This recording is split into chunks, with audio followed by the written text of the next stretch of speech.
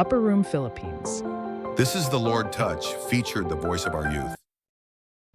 Magandang araw po. Ang verse po na isa-share ko po sa inyo ay ang isa sa mga live verse po na meron ako.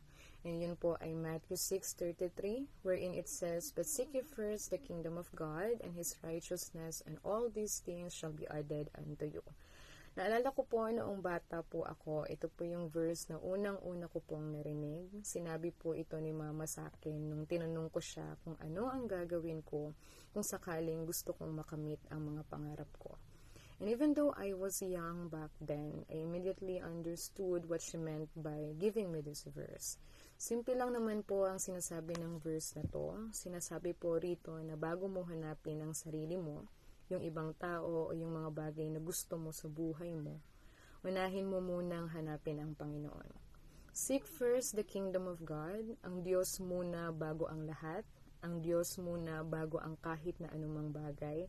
Bakit? Kasi once you seek God and you experience His righteousness, His goodness, you're going to be inspired to live how Jesus wants us to live. Kung hahanapin at tatanggapin natin si Lord as our God and Savior, it will help us to live a life that is pleasing to the Lord. Now, may karugtong po ang verse na to. But seek ye first the kingdom of God and His righteousness. Yung karugtong po, and all these things shall be added unto you. So, ibig sabihin naman po nito, once you seek God and His righteousness, and if you are being genuine in seeking the Lord, kumbaga hindi mo lang hinanap at tinanggap ang Panginoon dahil sa may gusto kang mangyari sa buhay mo, bagkus you accepted Jesus because you knew that you are nothing without Him. Sabi po sa verse, lahat daw po ng bagay na gugustuhin at hihilingin mo, kung loloobin niya, ibibigay po sa iyo ng Panginoon. Kahit ano pa yan, ibibigay po yan ng Panginoon.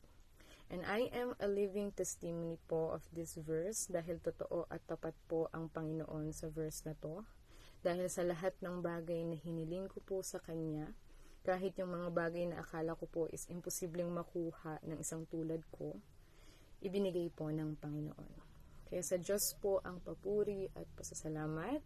Matthew 6:33, "But seek ye first the kingdom of God and His righteousness, and all these things shall be added unto you."